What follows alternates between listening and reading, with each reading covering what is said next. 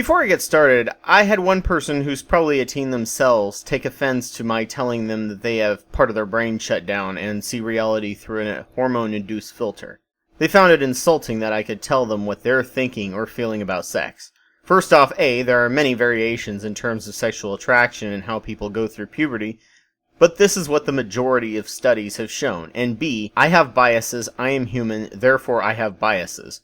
My being aware of said bias helps me calculate and correct for those biases. Being a teen means extra set of certain biases that, if they are aware of, can be better corrected for. The person said that my discussing body language made me dangerously close to being a pickup artist. Being a pickup artist involves treating someone like crap and manipulating them. Being able to read body language in general will help everyone involved because you're less likely to bug someone who isn't hitting on you, and more likely to grasp if someone is trying to give subtle hints that they actually like you and want you. The person also said that with free porn and legalized prostitution, sex wasn't a big thing these days, indicating the person wasn't American, but did raise some important issues I was going to address in this video, such as sex among minors is dropping in the US. With porn more and more available and less taboo around it than when we were growing up, and social media and electronics at everyone's fingertips, teens of this era may not be experiencing sex drives the way we did growing up. However, they still have the same biology, and I'm sure some could use this information. Prior to the formation of Hollywood, no one thought the way we do about relationships and marriage. Women in marriage were pretty much a property exchange, and not even able to own property until the early 1900s. During the 50s, women married because it was expected, and they had little chance of getting enough money to support themselves due to the massive gender gap. We are going through one of the fastest transitions of how people view love, sex, and marriage than ever before in history. And just like with technology, figuring out how to keep up on the new system is complicated. If you come from a conservative religious background, you will probably be blindsided the worst, as they want you to get married before you have sex, and therefore get married as young as possible, while science shows that the fastest you change is 18 to 26, hence why 50% of marriages end up in divorce, but 90% of divorces are for people under 30. You get married, you grow, and then you change, and then at a certain point, you are two completely different people that got married. My partner and I both met when we were 30, and we both agree that we would have not been a good match for each other earlier in life. I was too shallow and naive and know-it-all and certain about myself and annoying due to my Asperger's and bizarre social conditionings by my religion, and she was only attracted to all the wrong guys. We happened to meet at the right place and the right time in our lives, and we've been together for 7 years now. She was actually my first long-term relationship, not my first sexual partner. Hollywood has pretty much 95% of people finding love, while other countries' media show it happening on a much smaller scale. TVs and movies made dating look so easy growing up, and I felt like a complete loser and lonely. I was also incredibly antisocial thanks to my conditioning and isolationist homeschooling religious upbringing. Being social in general gives you practice in socializing. The bigger the mix of men and women, the better. If you're antisocial, go out and get practice being social for the sake of being social, so that when the mood strikes, you will appear a lot more interesting and socially adjusted to a woman you have a thing for.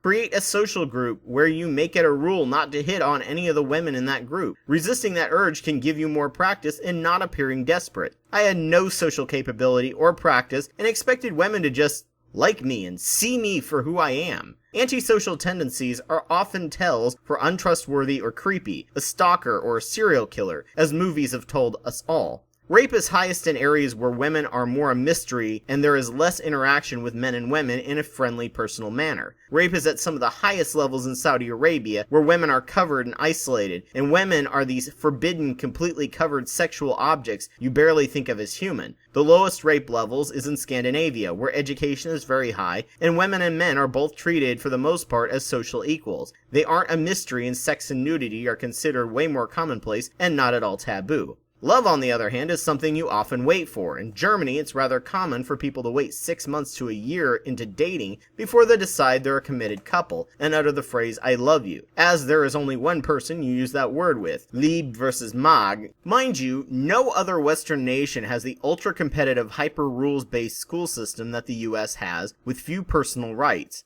High schools in most other countries are more like college, where more personal responsibility is expected. A common phenomena in our extreme rules-based system is the organic creation of cliques, a phenomena that is only often viewed at those high levels in prisons. something that most schools in the Western world are confused about when they watch US movies. This adds yet another level of complexity and isolation and social pressure that makes it hard to find someone in the high school years in the US. Movies throughout the century were aimed for emotional fantasy. Men had a message of just be yourself and girls will like you and see the real you. Don't work to change yourself, you're good enough. Or it was touted as a win her by heroism message. Doesn't matter if you were interesting or had similarities in common, that could be overcome by love. Also, all the women were incredibly hot, and we were trained from an early age that the most attractive the person is, the more trustworthy they are. If you were unattractive, those were always the untrustworthy villains. Women had the same fantasies with slightly different damsel in distress, but on top of that,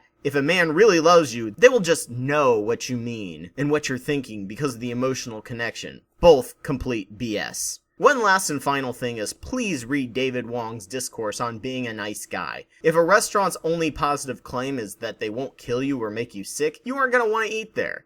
The same is true with men. A woman is going in for an experience as well as a friend and a sexual partner. And if the experience is too awkward, uninteresting, or socially inept to counter what someone else is offering, they will just go for the other one. I feel sometimes in the social justice discussions, we often forget how difficult it is to be a young male, and figuring out how to find your place in the world and understanding the opposite sex. Millennial men, when asked, are actually less progressive in their views on feminism than their older counterparts. Mind you, studies also show that millennials are less likely to lie on surveys if the question is something that is socially less popular, so older men may actually be just saying what is socially expected of them. Being young and dating is hard for everyone.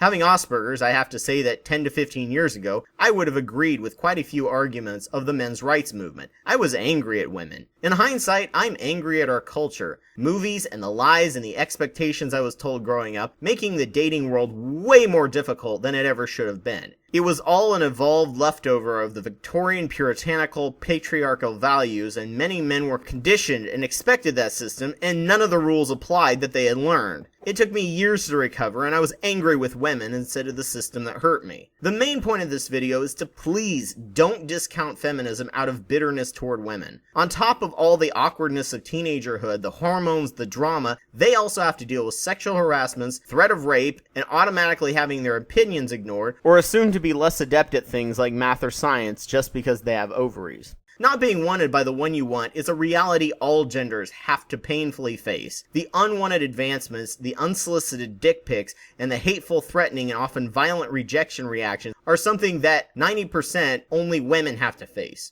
Also to feminists, please be aware of the difficulties that men have when dealing with women in general. Men do have privilege that women do not have, but to them their problems are powerful, painful, and very real, which, as far as the brain is concerned, is equally painful if they haven't experienced the other. Women who have been through the modern teen experience would love to have to just deal with the problems men have, but the next generation who may not have to deal with the rape issues may be equally miserable as men. The reason life is hard is because we expect it to be easy. If you focus on making yourself better, as hard as it may seem now, it will get better. This is coming from a former super awkward guy who didn't have the first clue how to get women and didn't have a relationship until I was 30. It's not their fault. Don't become bitter at them or disregard their concerns or problems. It's not your fault, the system is messed up, and hopefully we can work together to make the system better for both men and women. Hey there, thank you so much for watching this video. If you liked what you saw from my channel, please subscribe and donate to my Patreon. If you have evidence to counter what I say, please provide it. If you would like to see the rest of the videos in this series, please click the links on the screen. Thank you so much.